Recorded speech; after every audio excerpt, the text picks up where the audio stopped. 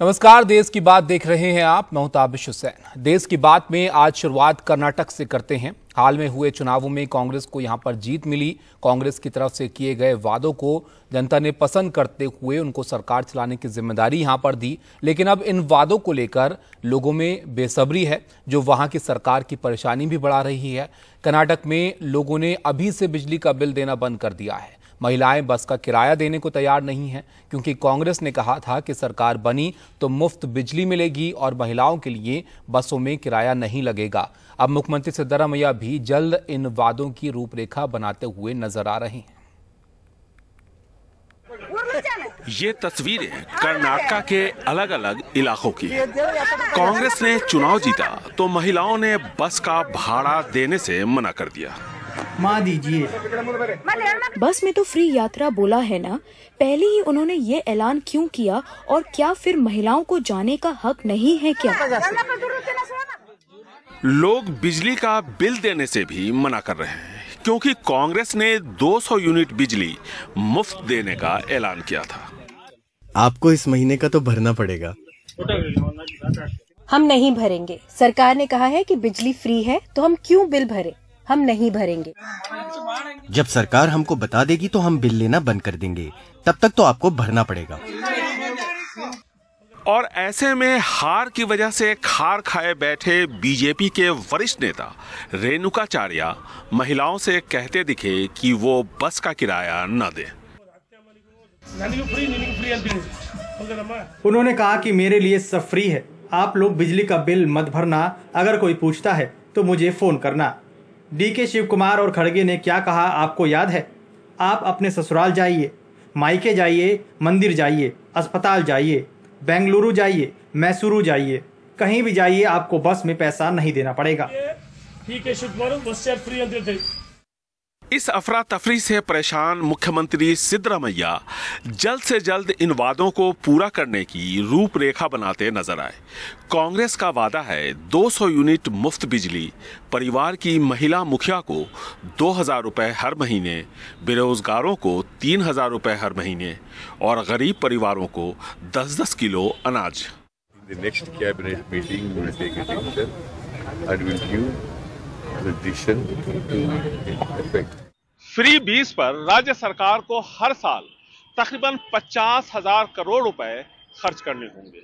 ये रकम बड़ी है। ऐसे में जैसे जैसे वक्त बीत रहा है, सरकार की नीयत पर शक भी लोगों का बढ़ता जा रहा है और उनके सब्र का बांध टूट रहा है। बेंगलुरु से कैमरामैन कुमार के साथ निहाल खिदवई, एनडीटीवी इंडिया।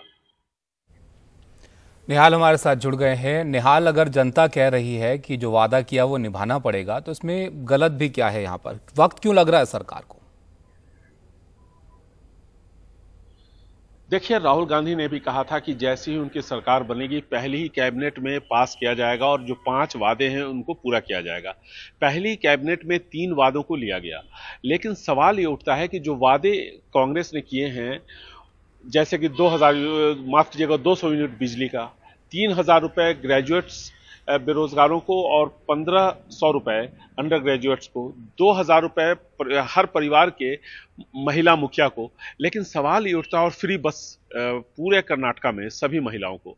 अब इसकी मॉडलिटीज तय होनी है कि आखिर नियमावली क्या होगी, कि कौन कौन इसके लिए एलिजिबल होंगे, उसके लिए कौन सा आईडी कार्ड होगा, किस बेसिस पे वो आईडी कार्ड बनाया जाएगा, ये सारा कुछ तय किया जा रहा है और इसीलिए इसमें वक्त लग रहा है। लेकिन सरकार को ये साफ करना चाहिए था, लोगों को भरोसे में लेना चाहिए था कि इस तरह की योजना है और ये फौरन लागू नहीं होगी, क्योंकि सरकार की तरफ से कोई भी मंत्री या मुख्यमंत्री इस बारे में कुछ भी नहीं कह रहे। और ऐसे में जो परेशानी है, वो बिजली का जो बिल एक मांगने के लिए जाते हैं इलेक्ट्रिसिटी डिपार्टमेंट के लोग, उनको उसका सामना करना पड़ता है, बस के कंडक्टर्स को इसका सामना करना पड़ रहा है। तो अब जो लोग पढ़े लिखे नहीं हैं, जो इन बातों को समझते नहीं हैं, उन्हें समझाने की जिम्मेदारी भी मुख्यमंत्री की है, उनके काबीना के दूसरे मंत्रियों की है, लेकिन वो ऐसा कर नहीं रहे। जो स्थानीय विधायक हैं वो भी इस बारे में लोगों को भरोसे में नहीं ले रहे। और ऐसे में जाहिर है कि एक अफरा तफरी मचनी थी, जो अफरा तफरी मची हुई है। हालांकि सरकार ये कह रही है कि वो अधिकारियों के साथ बैठक कर रही है और पूरी कोशिश कर रही है कि जल्द से जल्द नियमावली तय हो और जैसा कि आपने मुख्यमंत्री सिद्धरामैया को सुना, उनका यह कहना है कि अगली जो कैबिनेट बैठक इस हफ्ते में जिसकी संभावना बताई जा रही है, अगर होगी तो इस बैठक में सारी नियमावली जो है वो तय हो जाएंगी। लेकिन इसके लिए लोगों को भरोसे में लेना चाहिए और सरकार ने अब तक लोगों को भरोसे में नहीं लिया है, विधायकों ने भरोसे में नहीं लिया है, मुख्यमंत्री ने भरोसे में नहीं लिया है और इसीलिए इस तरह की अफरा तफरी मची है। अब निहाल, कर्नाटक के मॉडल को तो कांग्रेस दूसरे राज्यों के चुनाव में ले जाने की तैयारी जो है कर रही है। ऐसे में अगर इन वादों पर जनता नाराज हुई तो ये नुकसान भी कर सकता है इनको। देखिए, हमारा कर्नाटक का पड़ोसी राज्य है तमिलनाडु, वहां पे 1000 रुपए हर परिवार के मुखिया महिला को देने का वादा किया था सरकार ने, वो पूरी तरह से लागू नहीं हुआ है। इससे असमंजस की स्थिति पैदा हुई। अब अगले साल यहां पर लोकसभा के चुनाव भी हैं। अगर सरकार अपने वादों पे खरी नहीं उतरती है तो निश्चित तौर पर कांग्रेस की जो सरकार यहां पर बनी है, जिसको इतना सारा वोट मिला है, 135 सीटें मिली हैं, इन कांग्रेस के नेताओं को, मुख्यमंत्री सबके लिए चुनौती नए सिरे से खड़ी हो जाएगी। इसलिए सरकार भी चाहती है कि जल्द से जल्द उन वादों को पूरा किया जाए। लेकिन 50,000 करोड़ रुपए हर साल, ये एक बहुत बड़ी रकम है और इसलिए सरकार की नीयत पर भी सवाल उठ रहे हैं कि ये 50,000 करोड़ रुपए आएंगे कैसे। वादा करना एक बात है, उसको इम्प्लीमेंट करना उसी तरह से दूसरी बात है। कई लोगों के मन में ये संदेह भी है कि कहीं ऐसा ना हो कि बीपीएल ये कहा जाए कि बिलो पॉवर्टी लाइन के जो लोग हैं, सिर्फ वो की जो महिलाएं हैं उनको ही ये सेवा दी जाएगी। कई लोग ये कह रहे हैं कि पता नहीं, सभी महिलाओं को कहा तो था कि 2-2 हजार रुपए देंगे हर परिवार से एक महिला मुखिया को, क्या इसको लागू किया जाएगा कि नहीं किया जाएगा। तो कई सारी संशय की स्थिति बनी हुई है। सरकार के जो मंत्री और नेता है वो अगर लोगों को भरोसे में लेते तो शायद इस तरह के हालात यहाँ पर पैदा नहीं होते। बिल्कुल, शुक्रिया निहाल आपका इस सब जानकारी के लिए। तो देखिए, एक वादे एक तरफ होता है, उन बातों को पूरा करना ये एक अलग मामला है और इसमें देखा आपने कि जनता के बीच में जो बेसब्री है कि आपने जो वादे किए थे उनको आप पूरा कीजिए, चाहे वो बिजली का बिल हो, चाहे वो बसों में सफ़र की टिकट की बात हो। यहाँ पर आगे बढ़ते हैं, अगली खबर का रुख करते हैं और आपको बताएं कि शराब भले ही सेहत के लिए ठीक ना हो, लेकिन मध्य प्रदेश के नर्मदापुरम जिले में किसान इसे मूंग के लिए वरदान मान रहे हैं। मूंग के अलावा कुछ किसान फसलों पर हल्दी दूध का भी प्रयोग कर रहे हैं और उनका कहना है कि कीटनाशक के छिड़काव से नुकसान होता है और हालांकि कृषि वैज्ञानिक जो हैं उनकी राय इससे अलग है। ये रिपोर्ट आप देखिए। मूंग बगड़ जाता, मतलब अच्छी फसल बनती है।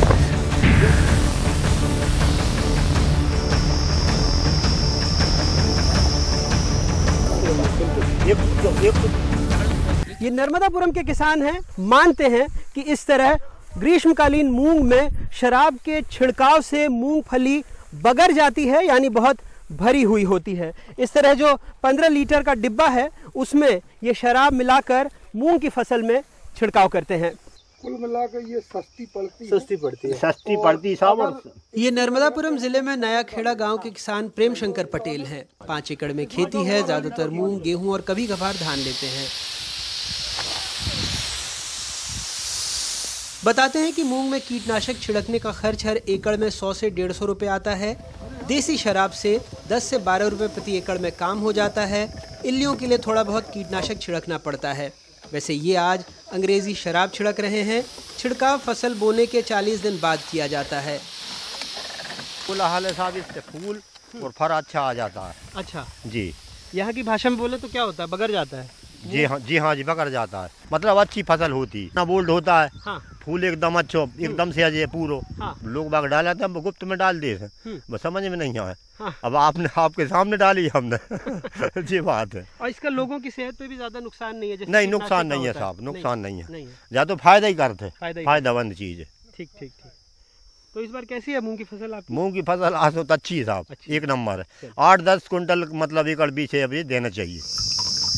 कई किसान देसी शराब, महुए की शराब पानी में मिलाकर भी छिड़काव करते हैं। पिछुआ के रहने वाले घासीराम के मुताबिक कीटनाशकों के दाम बहुत ज़्यादा होने से फसलों को बचाने के लिए शराब का इस्तेमाल शुरू किया गया। इससे फसल कीड़ों से भी बच रही है, पैदावार भी बढ़ रही है। हाँ, इसका फायदा होता है। यदि आप अपने कीटनाशक के साथ में और देसी शराब यदि आप मिला रहे हैं तो ये मान लीजिए आपको 80% फ़ायदा अच्छा मिलेगा। आपकी फसल अच्छी होगी, आपका तना अच्छा होगा और उसके साथ में आपकी फली अच्छी आएगी, फूल अच्छा आएगा और रोग भी कम लगते हैं। देखिए, दाम में तो सीधा अंतर है कि यदि मैं यहाँ पे 80-90 रुपए की यदि बाटल मिला रहा हूँ और यदि वही बॉटल मैं मार्केट से कीटनाशक की लेके आता हूँ तो 1000 से 1500 रुपये की आती है। 150 रुपये में यदि मेरा जो काम हो रहा है वो 1500 में सही तरीके से नहीं हो रहा है। और यदि कीटनाशक मैं डाल रहा हूँ तो कीटनाशक ज़रूरी नहीं कि फ़ायदा करे। यहाँ पे देसी शराब जो मैं डाल रहा हूँ वो तो काम करेगी ही करेगी। मूंग की फसल के लिए बाजार में कोरोजन, एमिडा, एसिडा, थायो, करेंट जैसे कीटनाशक 1200 से 1800 रुपये में मात्र 150 ml मिलता है, जबकि देसी शराब 80 रुपये और अंग्रेज़ी शराब 200 रुपये तक में 180 ml मिल जाती है। पैदावार बढ़ाने के लिए इस्तेमाल की जाने वाली मोनो 1 एकड़ के लिए करीब 360 रुपये की आती है। जमुनिया रंधीर गांव में 30 एकड़ में खेती करने वाले जितेंद्र भार्गव कहते हैं मूंग में उत्पादन बढ़ाने के लिए दवा डाली जाती है, लेकिन 1/4 से भी कम कीमत में शराब का छिड़काव हो जाता है। प्रति एकड़ 500 ml शराब लगती है। 15 लीटर पानी में लगभग 100 ml के हिसाब से शराब मिलाई जाती है। इस क्षेत्र में जैविक खेती को बहुत ज़्यादा प्रोत्साहन दिया जा रहा है। कई कार्यशालाएं भी आयोजित हो रही हैं, लेकिन उनमें व्यवस्थाएं उतनी ज़्यादा नहीं हैं। कुछ लोग बना भी रहे हैं, जीवामृत वगैरह अन्य दवाइयाँ बना रहे हैं, मही की, गोमूत्र की, और बिना गौ माता के इस देश में जैविक कर पाना संभव नहीं है। इसलिए, और हम तो ऋषि कृषि खेती करने वाले किसान हैं। यहाँ शराब से हम जो खेती यहाँ के लोग जो कर रहे हैं ये एक विकल्प है। उसमें क्या है, देश शराब जो है वो महुआ की बनती है, देसी शराब रहती है, या कोई अंग्रेजी शराब भी प्रयोग करता है तो वो भी सस्ती पड़ती है। अगर हम इसमें जो केमिकल डालते हैं मूंग में, उसमें शराब में मिलाएंगे तो वो 100-125 रुपये में मिल जाता है और 1 एकड़ का छिड़काव हो जाता है। और अगर उसमें हम कोई रासायनिक दवा यूज करते हैं तो वो कम से कम हमको 1500 से 2000 रुपये पर एकड़ आती वो दवा। मूंग की फसल में फली भ्रंग, हरा फुदका, माहू और कंबल कीड़ों का डर रहता है। इन्हें मारने के लिए दवाएं महंगी आती हैं। ऐसे में किसानों के लिए शराब सस्ता विकल्प है। हालांकि कृषि वैज्ञानिकों की राय जुदा है। वो कहते हैं ऐसा कोई वैज्ञानिक अनुसंधान नहीं है जिससे ये बात साबित हो शराब कीड़ों के लिए तनाव की वजह बन सकता है, उपचार नहीं। कृषि क्षेत्र में अभी तक ऐसे अनुसंधान नहीं हुए हैं और न ही इस प्रकार के कोई रिजल्ट्स हमारे पास हैं। किसान किस भ्रम और किसके कहने से इस तरीके की प्रक्रिया अपना रहे हैं और उनको कैसे रिजल्ट्स मिल रहे हैं, ये हमारी तरफ से ये कहना सुनिश्चित करना असंभव है। इसमें किसी भी प्रकार के ऐसे रासायनिक पदार्थ जो कीट को मार सके या किसी इल्ली या किसी कीड़े को मार रहे हों, ऐसे संभावित समझ में नहीं आते हैं। मध्य प्रदेश में साल 2023 में लगभग 10,79,000 हेक्टेयर में मूंग का लक्ष्य है। पिछले साल 9.29 लाख हेक्टेयर में मूंग की फसल हुई थी, जिसमें अनुमानित उत्पादन 15 लाख मीट्रिक टन था। 2022-23 में मूंग की खरीद के लिए मध्य प्रदेश को केंद्र से 2,75,645 मीट्रिक टन का लक्ष्य मिला था, जबकि राज्य सरकार ने 3.5 लाख मीट्रिक टन मूंग की खरीदी की थी। फायदे को देखते हुए इस बार रकबे में किसानों ने ज़्यादा मूंग बोई है। ऐसे में किसानों का मानना है मूंग उत्पादन के लिए दवा से दारू बेहतर है। इस देश के खेतों में जितना वैविध्य है उतना ही यहाँ खेती करने के तरीके में भी। अब हम ये तो नहीं बता सकते कि शराब से ग्रीष्मकालीन मूंग को फायदा हो रहा है या नहीं, लेकिन इतना जरूर बता सकते हैं कि इस जिले में व्यापक तौर पर ग्रीष्मकालीन मूंग में शराब का छिड़काव हो रहा है और किसानों का मानना है कि इससे उन्हें फायदा भी हो रहा है। नर्मदापुरम जिले से अपने सहयोगी संजय दुबे और कैमरा पर्सन रिजवान खान के साथ अनुराग द्वारी, एनडीटीवी इंडिया। और अब बात थोड़ा मौसम की कर लेते हैं। आपने देखा कई जगह पर जो है मौसम बदलता हुआ दिख रहा है। हिमाचल प्रदेश में भी जो है मौसम बदला है। यहाँ पर हिमाचल प्रदेश की राजधानी शिमला में ज़बरदस्त बारिश हो रही है और लोगों को, सैलानियों को यहाँ पर इस बारिश से, तपिश से तो राहत यहाँ पर थोड़ी मिली है, लेकिन ये जो बारिश है ये लोगों की परेशानी भी यहाँ पर बढ़ा रही है। जिस तरह से बेमौसम ये बारिश कई जगह पर देखने को मिली। कल हमने देखा गुजरात में ज़बरदस्त बारिश हुई, अहमदाबाद में जहाँ मैच होना था, दिल्ली में भी मौसम बदल रहा है और अब शिमला से तस्वीरें आ रही हैं जहाँ पर ये ज़बरदस्त बारिश हो रही है।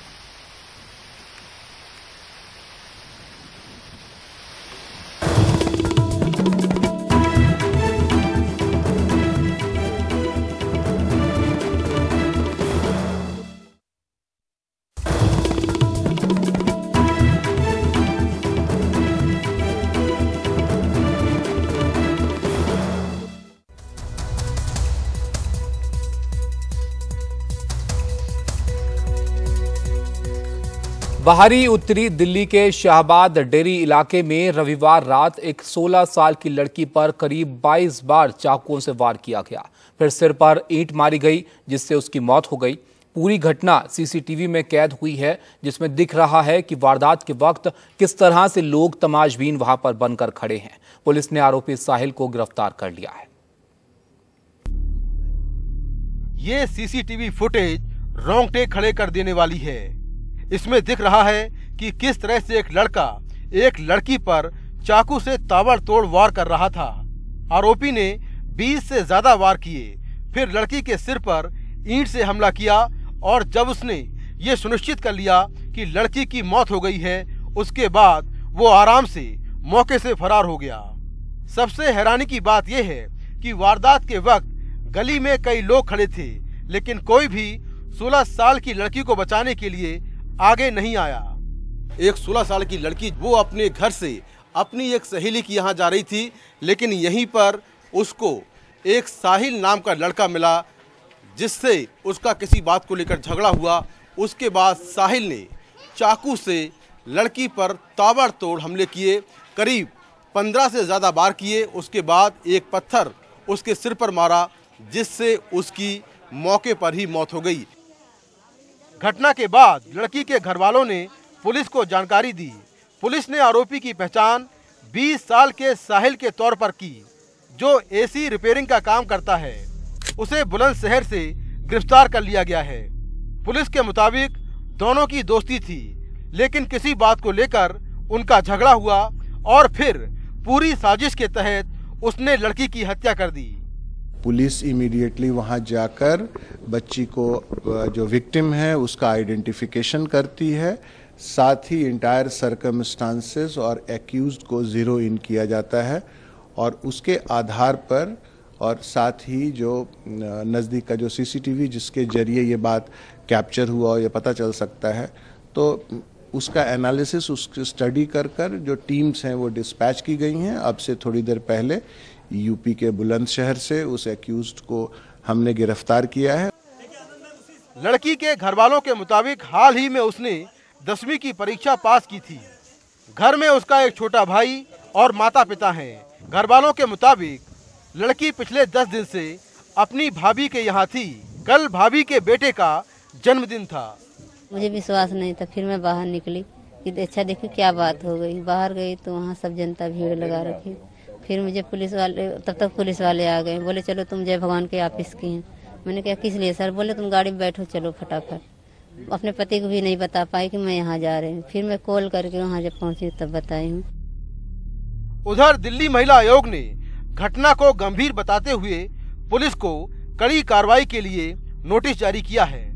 पिछले कई सालों में ऐसे कई मामले सामने आए जब लोगों की भीड़ के सामने ही किसी की हत्या कर दी गई हो। ये दिखाता है कि दिल्ली किस तरह से बेदर्द है और लोग किस तरह से तमाशबीन। नई दिल्ली से कैमरामैन हीरा मंडल के साथ मैं मुकेश सिंह सेंगर, एनडीटीवी इंडिया। इस मामले को लेकर हमारे सहयोगी अंकित ने बात की दीपेंद्र पाठक से। स्पेशल कमिश्नर कानून व्यवस्था, उनका क्या कहना था वो भी आप देखिए।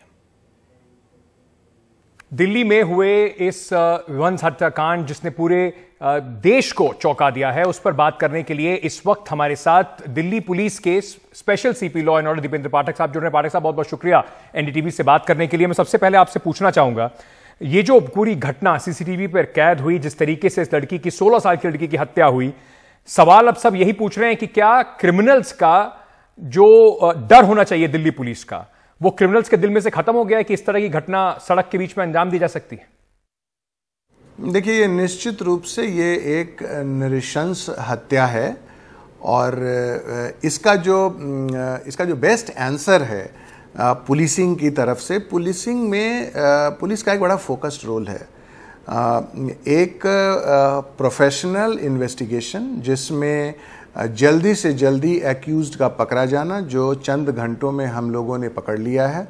उसके बाद साक्ष्यों को, एविडेंसेस को इस तरह से कलेक्ट करना और न्यायालय के सामने पेश करना ताकि कड़ी से कड़ी सज़ा दिलाई जा सके एक्यूज्ड को, वो हम एफर्ट इसमें करेंगे। और इंक्लूडिंग बिकॉज ये एक इस तरह का की हत्या का केस है, शायद one of the most gruesome in the recent times, कि इसमें हमारी ये कोशिश होगी, हर संभव कोशिश होगी इस तरह से प्रोफेशनली इन्वेस्टिगेशन को आगे ले जाकर कि इसमें मौत तक की सज़ा एक्यूज्ड को दिलाया जा सके, ताकि उसका एक डेमोन्स्ट्रेशन इफेक्ट हो समाज में, और एक जो कंटेनमेंट है, जो even though crime of passion है, उसमें भी जो वो एक बेहतर तरीके से कंटेन किया जा सके। सर, मैं एक डेटा आपके सामने रखना चाहूंगा, क्योंकि इसको लेकर बार बार ये बात हो रही है कि क्या दिल्ली, जो देश की राजधानी है, वो महिलाओं के लिए कितनी अनसेफ है। 2021 का एनसीआरबी डेटा कहता है कि 40% का उछाल आया है महिलाओं के खिलाफ जो क्राइम हुए हैं दिल्ली के अंदर। क्या आपको नहीं लगता कि ये जो दिल्ली की बदनामी हो रही है, उसमें कहीं ना कहीं दिल्ली पुलिस की नाकामी भी है? देखिए, crime against women Delhi police की टॉप प्रायोरिटीज़ में है।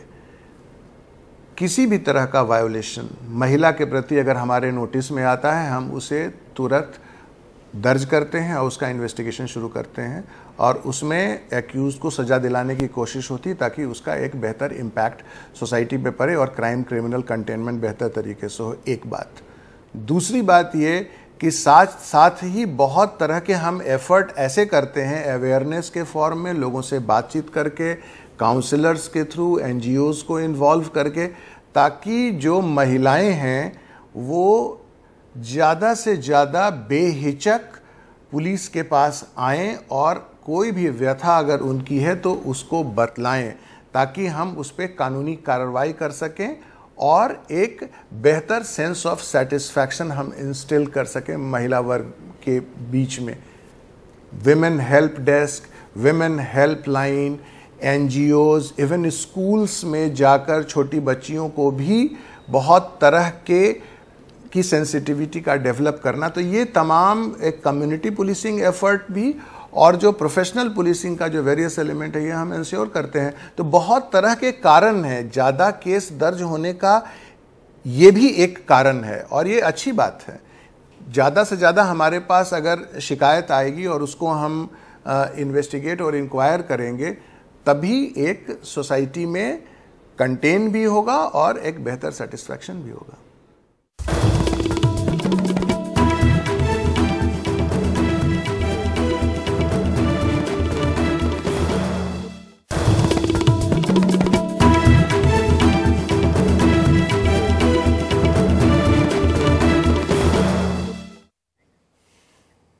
अब मणिपुर की बात करते हैं, वहां के हालात के बारे में आपको बताते हैं। मणिपुर में एक बार फिर से हिंसा है और सूत्र बता रहे हैं कि हिंसा में कई लोग यहां पर घायल हुए हैं और कई जगह पर फायरिंग हुई है। गृह मंत्री अमित शाह आज से 3 दिन के मणिपुर दौरे पर हैं।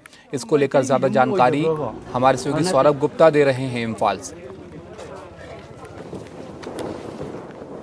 हम इस वक्त मणिपुर के इम्फाल पूर्व जिले के एक गांव में हैं और ऐसे कई गांव हैं जहां पे लोग घर छोड़ के निकल गए हैं, घर पे ताला लगा हुआ है, और ऐसे कई गांव हैं क्योंकि यहाँ पे जो लोगों का डर है वो ये है कि फिर से गोलीबारी हो सकता है। यहाँ पे पिछले 24 घंटे में गोलीबारी हुए हैं।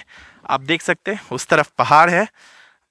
यहाँ के जो गांव वाले हैं उनका कहना है कि उस तरफ से फायरिंग आते हैं, और ये देख सकते हैं अब गांव में इस वक्त कोई नहीं है। लेकिन अब इस गांव में आप देख सकते हैं एक अंडर कंस्ट्रक्शन घर है, और इस अंडर कंस्ट्रक्शन घर में जो हमारे अर्धसैनिक बल है या फौज है उनको तैनात कर दिया गया है शांति बजाय रखने के लिए और स्थिति पर काबू पाने के लिए। आप देख सकते हैं यहाँ पे ऐसे एक अंडर कंस्ट्रक्शन घर है, और इस घर क्योंकि पहाड़ उस तरफ है, इस दीवार के पीछे है, तो इस घर में से यहाँ पे नज़र रखा जा रहा है, और 24 घंटे यहाँ पे सेना अर्धसैनिक बल तैनात है।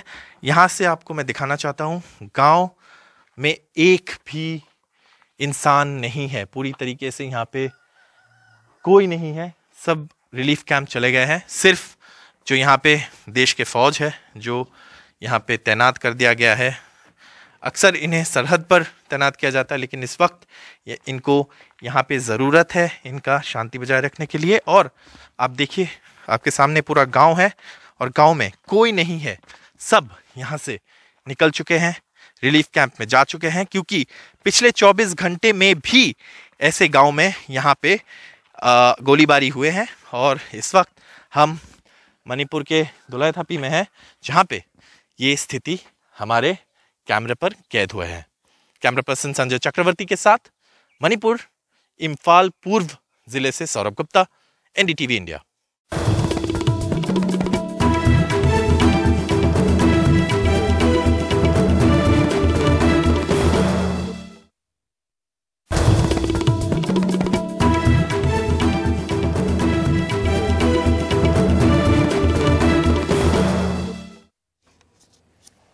और अब बात क्रिकेट की करते हैं। चेन्नई गुजरात के बीच T20 लीग का फाइनल मुकाबला आज अब से कुछ देर बाद होने वाला है। कल बारिश के चलते मैच नहीं हो सका था। हमारे सहयोगी सोहित मिश्रा नरेंद्र मोदी स्टेडियम में मौजूद हैं। वो बता रहे हैं कि कैसा आज का मौसम है और वहां का हाल क्या है। अहमदाबाद के नरेंद्र मोदी स्टेडियम में जहां रविवार को आईपीएल का फिनाले नहीं हो पाया, तो वहीं सोमवार को भी एक बार फिर से जो फैंस हैं उनके आने का सिलसिला लगातार जारी है। और जिस तरह से रविवार को हमने देखा, सीएसके और महेंद्र सिंह धोनी के जो फैंस यहाँ पर बड़े पैमाने पर थे, वो सोमवार को भी हैं। और ये जो फैंस हैं ये केवल गुजरात या अहमदाबाद के नहीं हैं, अलग अलग जगहों से आए हैं। मैच कैंसिल होने की वजह से जो इनकी पूरी प्लानिंग थी, कई लोग आज वापस रिटर्न जाने वाले थे, वो आगे बढ़ चुका है। हम कुछ लोगों से भी बात करते हैं। आप कहां से आए थे मैच देखने? आप लोग राजस्थान से आए हुए हैं, जिससे हार का बदला लेना, जो पिछले साल का हार का जो राजस्थान हारी थी, उसका हार का बदला जो लेना, जो हम सीएसके के सपोर्ट में है। आप सीएसके के सपोर्ट में? अच्छा, आप मुझे बताइए, कल बारिश हो गई थी, आप लोगों को परेशानी हुई होगी।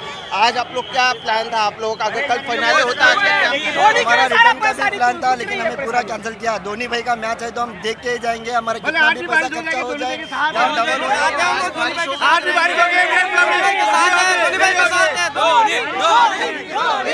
बारिश हो गई हो, लेकिन अभी बड़े पैमाने पर जो लोग हैं वो आ रहे हैं। उनका कहना है कि जब भी फिनाले होगा वो यहाँ पर रहेंगे। महेंद्र सिंह धोनी को देखने के लिए वो यहाँ पर आए हुए हैं। अलग अलग जिलों से, अलग अलग राज्यों से आए हुए हैं और अब भी लगातार आने का जो सिलसिला है वो जारी है। कल के मुकाबले अभी मौसम साफ भी नजर आ रहा है, तो ये माना जा सकता है कि आज जो फिनाले वो हो।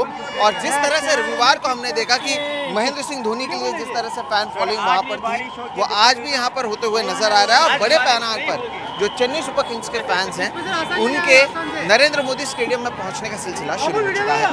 अहमदाबाद से कैमरा पर्सन राजेंद्र दयालकर के साथ सोहित मिश्रा, एनडीटीवी इंडिया।